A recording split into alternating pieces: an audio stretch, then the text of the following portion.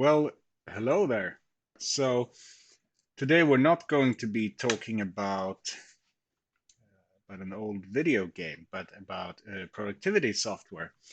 A piece of productivity software that I still use to this very day, actually, but this particular version is from 1990, and we're going to launch the software here from an MS-DOS prompt. You will see what it is. So we're going to talk about Lotus Agenda. And this is a very special type of software. I still use this, as I said, to this very day because it's uh, it's very useful still, and it's quite unique in the way it works because there's nothing quite like it still to this day. So the program agenda was designed by Mitch Kapoor, Ed Bilov, and Jerry Kaplan at Lotus. Mitch Kapoor, one of the founders of Lotus, most famous in the 80s for their Lotus 123 spreadsheet software, which they created. Uh, Mitch Kapoor, you might know him today. He's one of the founders of the Electronic Frontier Foundation about internet rights and so on. Also, a very rich guy, angel investor. But back in the 80s, um, when he founded Lotus, they were also they were thinking of different revolutionary ideas in information management and how you could handle large and categorize and sort large volumes of information. So the result of all this research was eventually Lotus Agenda, and Agenda can be used for many things. It's a free form information management software, a type of application known as the PIM, or Personal Information Manager, which was a thing back then. Not so much now, but back then it was a thing. Um, and Freeform means that you can enter information like in any structure or with no structure at all, and later add categorizations and so on. It's also unique in that it has heuristics and it has lookup algorithms for doing automatic processing and classification of information. So, if, for instance, if you have a category called house or home or something, and you write a piece of information like renovate bathroom, the software can infer uh, that piece of information belongs to the category house or home, for instance, because you wrote bathroom and such things. So it can automatically classify information. It's actually quite impressive, especially for the time. It's really impressive. So you can use it for lots of things. It's a mix of like a database application and an application framework where you can build your own information handling applications and a note-taking application. It's a lot of these things combined, which makes it into a unique application. It was described at the time as in the marketing material as a spreadsheet for words, which is you will see how that is actually quite relevant. But it's not all it is, but it's you can see how that why they described it like that.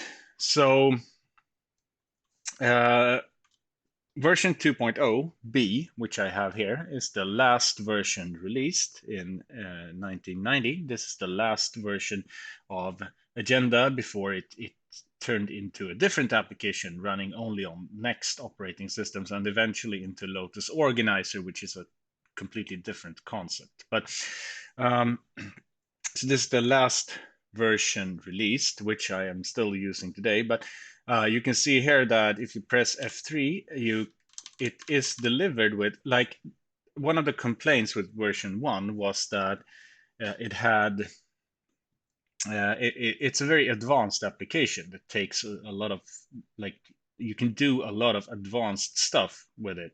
But for version 2, to make it easier, they included some pre-made applications, agenda applications that you can run, like Account, which keeps track of your expenses, InfoSift, which is basically for classifying and working with large masses of information and searching and so on.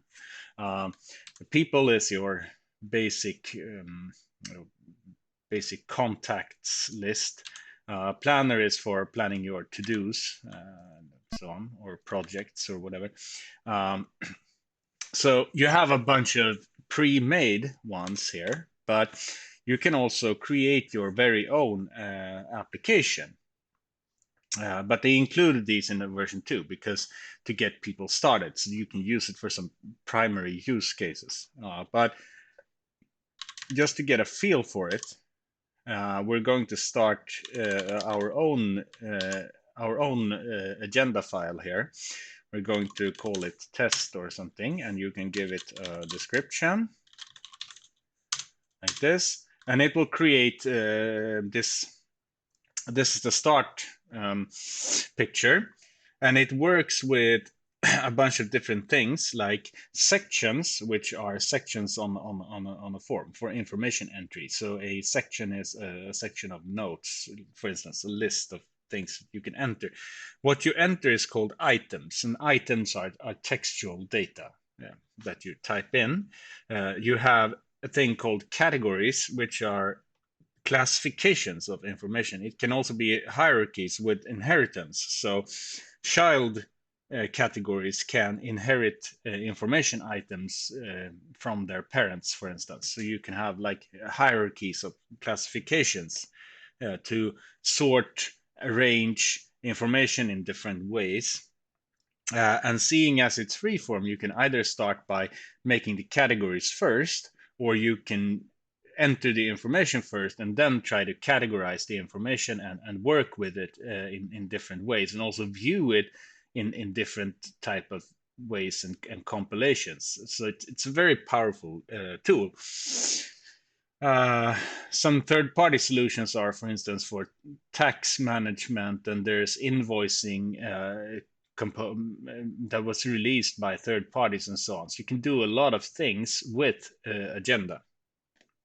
So you can build all sorts of information management applications, like Psion, for instance, built a lot of different applications. You also have views, which are grids of information where you can arrange and analyze information and relationships and so on. Let's make a small, just to get a view, just to get a feel for how it works. Let's make a small application that for, let's say, project management. So we start with adding some categories here. So we can press F9 and insert. So we can type in new categories. We will start by typing the categories first. So we will have something called description. Press enter, press insert again, and we have something like person, for who is responsible. And we will have another category, which is priority, for instance. These are different categorizations of information.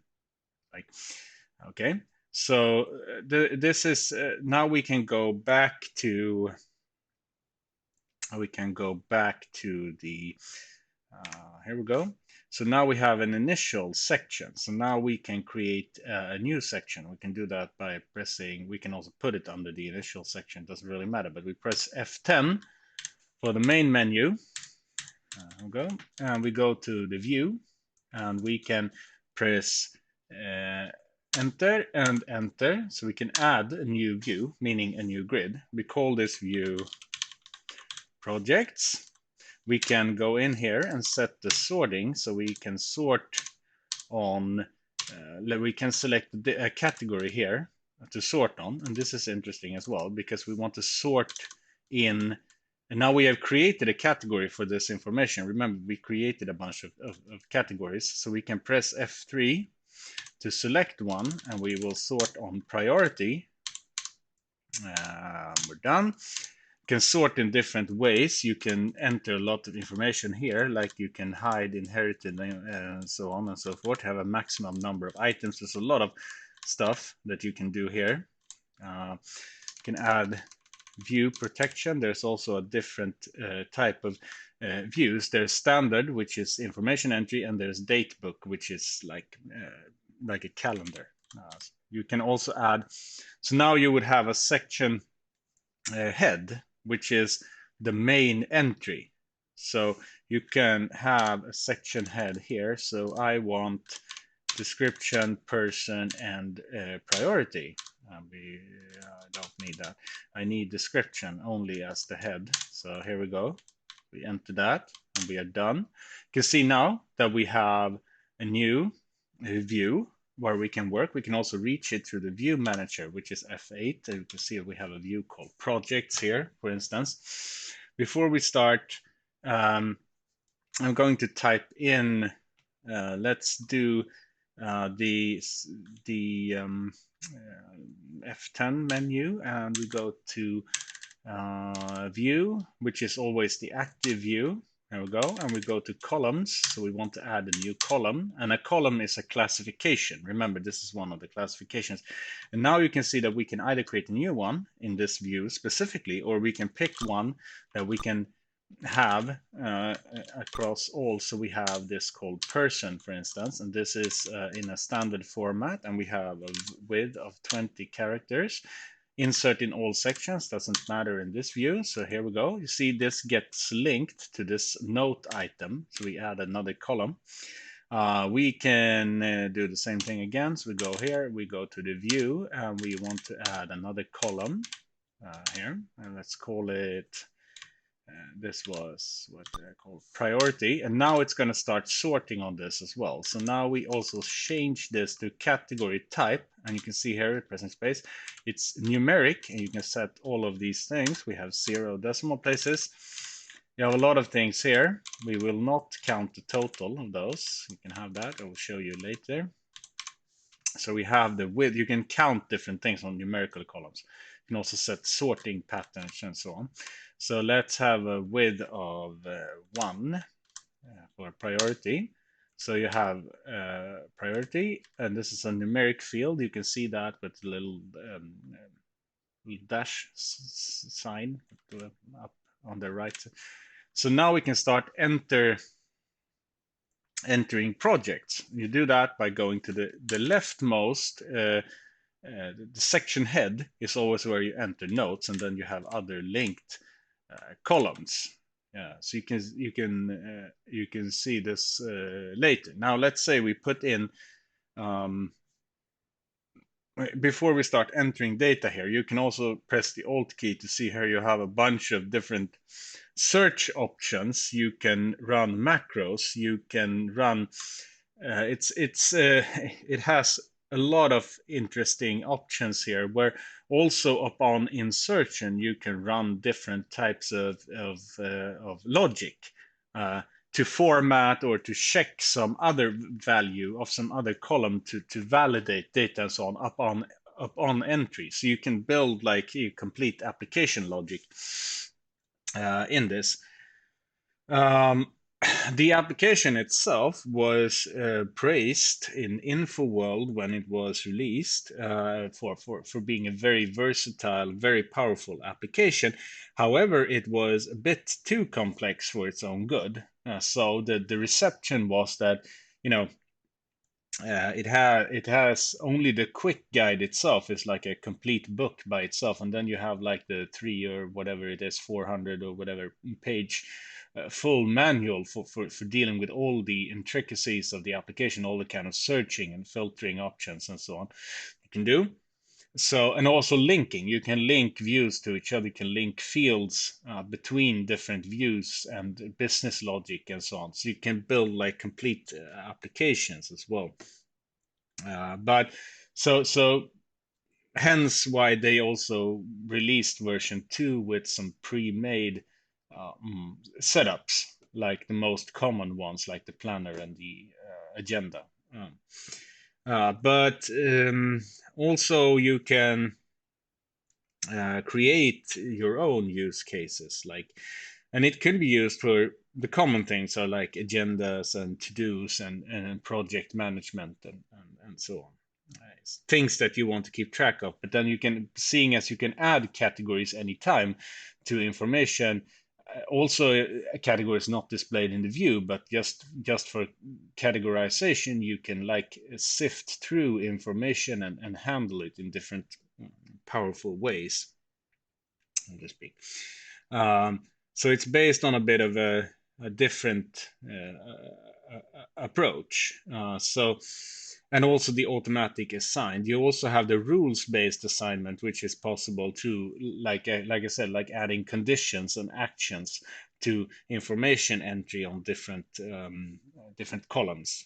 So you can run on every entry, you can run different actions, or you can check for different preconditions, which means validations. You can have some filtering rules or data validation rules and whatnot. So like I said, the heuristics like do homework, for instance, will assign to, if you have a category with an entry that says school, for instance, that is as a category, it will assign homework to school by itself, because it can infer these things. This inferring was through the views and through algorithms, was described in a 1990 paper that the authors published on how this worked. So it was quite powerful for its time.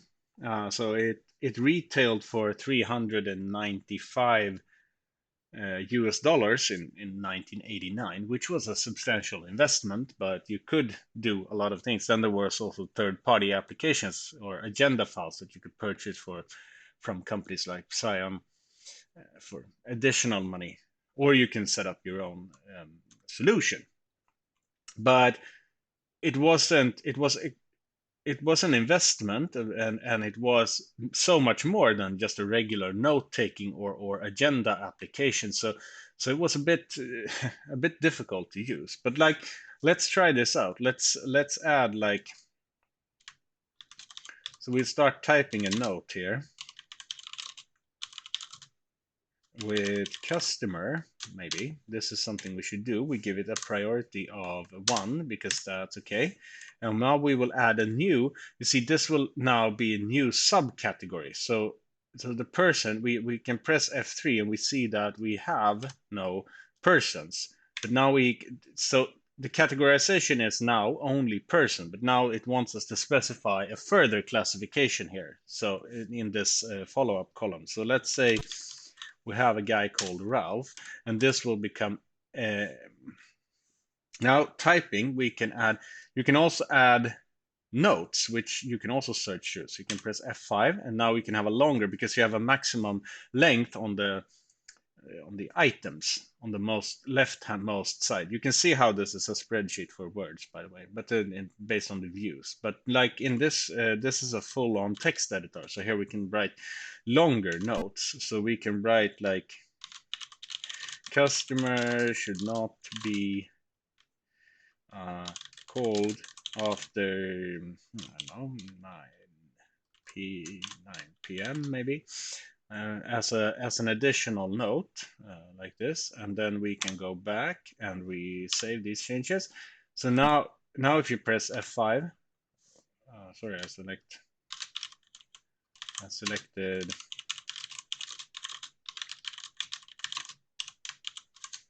Here we go. We press F5 to return. Now you see that you have a note there. Ironically, the icon of a musical note. So you can press F5 and you can see that. If you have additional notes for something, for a note if you want, but for an item, remember, it's not the thing in the list here is not a note per se, it's an item. So let's say we write, let's say we type sort the sort, and we have a priority of 2, and we assign it to Bob, which is a new category. And if you want to say, let's add another one to let's do bring in the water bottles. We assign it as priority 3, which is another one, and we go to Ralph again. So you can see now that it has a matching category. There's already a category for Ralph, so we can categorize this information. We can add, there we go, and we get the category of 2, and now it should actually sort this upon entry, you see? So because I selected the priority categorization as the sorting when I created the view, so now it sorts 1, 2, 3 in ascending order, and we assign this to Bob again, for instance. So here now you have these categorizations that you can do, and now you could create new views that only gave the total priorities, the sum for, or how many 1 priorities are on Ralph, and so on, because you can use these combinations of like categories here to see how many combinations of like priority and Ralph are there in terms of items and so on. So there's a lot of powerful views that you can create, which is also used in some of the pre-made stuff. You can also see if we want to do something cool here. If we go over here and we can say we can do this hard task with priority 1 that Ralph should do. Let's see what the heuristics does now. Okay.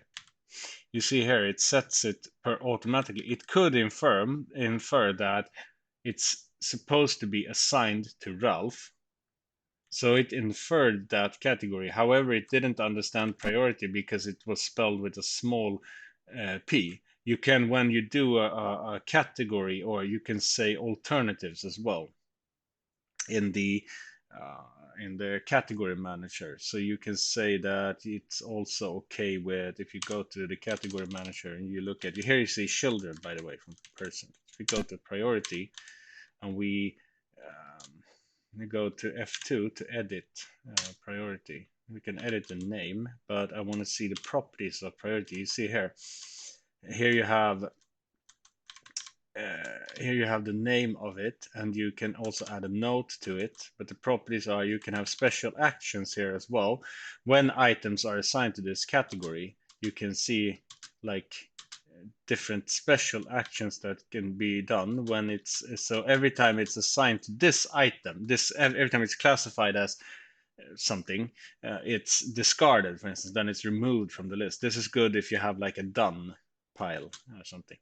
You can designate item as done, which is a pre-set state. You can export the item, which is also, every time you assign to this, you can export the items to a file. So you can have like, this is done in the invoicing examples, and for example, so it exports every time you set it to invoice, it exports it to an invoicing file. When these are assignment actions, so you can have like different types of numeric actions or so on when you assign values to it and so on. There's a bunch of advanced settings in for each of the categories, but never mind. Let's set this to 1 again, and you see it popped up on the list when I set it to 1 because it's set to sort on 1. So this is like basic functionality, but then you have all the advanced functionality as well. So and you saw the automatic assignment to Ralph, which is quite cool. It inferred that. So Lotus Notes itself is actually, or Agenda is actually, it's actually freeware right now. So you can get this version 1.3 and use it under emulation, or on like in the case here on an actual machine, which you can run it, but I run it under emulation at work, for instance. I still use this at work. and I have quite advanced applications or agenda files that I've built for different types of things like project management and so on. So you can also create like you can also reuse these. I will show you in just a second, but it's now freeware, and it also has its built-in programming language, which is detailed in a very detailed manual. You can read all about how you can use you can enter different things. This like a scripting capability when you assign values or when you move values and so on. So there's a lot of like powerful stuff that you can do. Mitch Kapor, then, if we talk about him for a second, he founded Lotus in 1982 after leaving VisiCorp. VisiCorp, of course, most famous for VisiCalc, real computer pioneer and one of the co-creators of Lotus 123, which is probably the most famous spreadsheet program uh, after VisiCalc, like in the period after VisiCalc. So a lot of when Microsoft Excel came out, a lot of people stuck with 123 because Lotus 123 had other capabilities that they loved. Like I said, he's the co-founder of the Electronic Frontier Foundation, but he left Lotus in 1986, but he was still on the Lotus board and also a technical consultant. Um, so you saw here that we did the categories first, but we could have done the information first as well, and then just enter the categories. You also don't have to have a category on the view, so you can link this to a classification without having to have it on the view. So having it on the view is just for visibility or for easier entry or like ad hoc classification. So either you do this or you add all your information first, and then you sift through it by classifying it so that you can search and filter and review. So you either enter all the information and then do the classification and then create your views, or you create your views like an application and then have all the entry. So you could backwards impose structure, which is also something you cannot do in any application that I know of today, that you can backwards impose the structure so that you can create applications or views out of already entered information in at least not in this way with like ad hoc classification. So there's nothing quite like Agenda today. So version 1.0 was released in 1988. It's the first version. Avoid that one if you can. And then you have version 2.0, 2.0b in 1990. This is 2.0b, which is the last version, which is also now freeware. And now, if we speak of the other authors like Jerry Kaplan, he created tech later on used to develop. He created tech used to develop like the world's first smartphone and tablet PC. He's a very interesting character in itself. A computer pioneer of the like in the field of notepad style computers with his company Go Corporation, which he founded in 1987. So very into the whole handheld device thing. Very early pioneer. And Ed Belove was an early pioneer in the field of automated software testing, on the other hand. And he was also VP of R&D at Lotus, which is also where he was one of the first people to actually implement automated software testing and code reviews and things like that. So these are like the authors are a bunch of guys with like very early pioneers of software development. So if we want to reuse this, let's create a new view here, which we will call. If we press insert, and we will call this expenses, for instance. This will be a standard view, and we will have. We don't need the sorting as such. We can just enter all our project expenses here. So we will create a new. We can pick let's create a new category or a new category head. So we need to do this, and we need to add a new one called let's call the first one, let's call it oh sorry, I need to create a section. So we go to F10. We'll go to, give me a second, or we can just create, let's just do this. Let's just create let's press F10, and F9, category manager. Let's press insert, create a new one. Doesn't really matter where in the list. You can see also that you have entry when done, which are reserved. So that's why you saw done before. It's a reserved key categorization that's always included. But so let's call this expense. Go, and we have a category called amount, for instance. So we want to classify this in some way, and we can create something called a field called I don't know, let's call it type. There we go.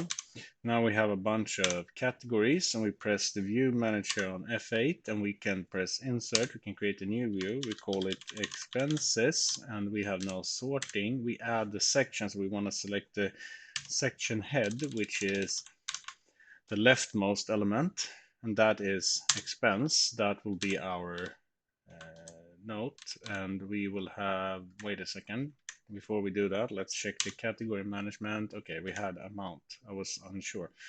So again, view manager, insert. This is the standard Lotus navigation function keys, by the way. No sorting. So our main section, press F3 to select expense. So this is our first section, our section head. I don't need any filtering. So you can have a filter category as well. So you can press F3. You see here, you can have, I only want things assigned to, I only want to display in the view expenses assigned to Bob or Ralph or whatever sub categorization here. But let's not do that now. Press enter. I have a section. What's going on? So we call it expense. Here we go. So the F3 didn't trigger. So let's call this expenses. And now you can see here that I can press the F10, go to the view, go to the columns here, and I can, and a section, by the way, is now the thing called, it's where you enter things. So you can have multiple sections or multiple grids in the same view. So you can have something else as a header, and then you can add other information below, and you can then infer things between the views. That's a more advanced use case. But so sometimes I do that where I have at work like different classifications in the same view as the actual projects that I assigned. But let's add a new column, and let's pick, let's select one existing one, like person, and this one has a width of 20. There we go. So now you can see that this will take all, now you can, if you type, you have to enter something there as well. But now we add to the right of this, we press F10, go to category, we add one again, and no, not category, we want to add to the view column. There we go. So add another column, and we call this, you can see we have a clear one, which is amount. And this, now that we have amount here, and we can say this is has a width of 20, let's say, and we have the type numeric. And now we have, let's say we have 3 decimal places, and now we want the total and the average, for instance. We can do that. So we can give total, average, and maximum. Now if we add this, you can see that you have all the, it automatically adds the summation below. Okay, and then we had like F10, we had a view, we have columns, and we add another column, and we call it, I think we had type or something. Yeah, so this is like a standard text field here. So now you can see we have all of these in the view. So now we can add, pressing insert, we can add a new expense. We can have a buy car, for instance, and we say that the type is items, and the person is, now you can see that it selects only the, you can say valid. You can also set up different rules, like the only person who can buy items are Ralph, for instance. Then you can stop the assignment if it's not Ralph. You can have all these kinds of rules. But let's say Ralph buys this car and it costs, I know, 20,000. Press enter. So you can see here now. So now if we insert, we take expenses like train ticket, which is of type travel, and now it's going to start subcategories of type. So let's say this is Bob, and that is also pre-made, so you can select that. It's already entered. So now it reuses the person classification across all the views, so it knows what kind of children it has. This is how you do filtering views. Let's say that this has 12, this cost 120. So now you can see that it recomputed this and the averages and the maximum. So the computation can be added to numeric fields as well, and it will be displayed at the bottom of the view when you create. So that's also a very powerful feature. Like I said, it's freeware. It needs DOSBox to run if you want to run it on your modern computer or some sort of emulation layer. Otherwise, it runs on pretty much any MS-DOS system, like from DOS 4 and upwards, at least the 2.0 does. And it is delivered with like two thick manuals, like where the quick start is a very big volume in itself. So it's not an easy program to use, but as we can see just from this small example here, you can also look at this. Let's look at the heuristics again. Let's say book travel. Let's write with a big T to Birmingham, let's say. And now if we press enter, yeah, you can see it infers that this type is travel. This is also very, very powerful. This is extremely powerful. The more categories, subcategories you have, it can also fix, you can add this. It can also, you can, I think, let's see if it can do multiples. Sometimes it can, sometimes it cannot. So if we say book travel to Southampton for Ralph. Yep. So now it inferred both of these and it automatically classified the information. So we can do you can do all kinds of stuff here. And now if you want to go back to the project view, for instance, you go to the view manager and go back to the projects, for instance, you can have an entire setup of different things here. So I still find this very, very useful. And if you like wanted to see some of the, there's a lot of more like advanced, you can press here and you can press retrieve. So we can take some other in-apps. You can take like the included people manager, for instance. So you can, these here they have complete forms that they have also created. Just so you can see a more powerful application. So we will call him Ralph Ralphson. This is one of the included files, and it adds this. So let's say no. So now you can see that it added a lot of, so hire date is a date field, and then you can see it adds lots of things here. So if we fill in this information, so like let's do 2022 01 16, sorry, okay, I think it's like this. Nope. Or is it that it doesn't? Let's say. I think I may have. Never mind. But you can have, let's say he's a level 3 employee, for instance, and let's say he has a 33K salary or whatever. So this is a pre-made application, but it comes with a bunch of views. So now if we added that, so we can look at his review. So every time, this is one of the triggers they're running. So every time you add, you saw that there was a field before with upon add. So every time you add a new person here or people, it automatically scripts up, it creates a new view. So now you have a possibility to review him, which is, it creates a bunch of pre-made fields here where you can add like objectives for him and so on. This is an application that they've created and delivered with the system, but we could have created this by ourselves in the way that you saw. So you can create all kinds of stuff with automatic scripting and so on. This is a very powerful application. But it takes a while to get used to it. But as far as I know, there's no, and also the search, like if you have the search options are very powerful as well.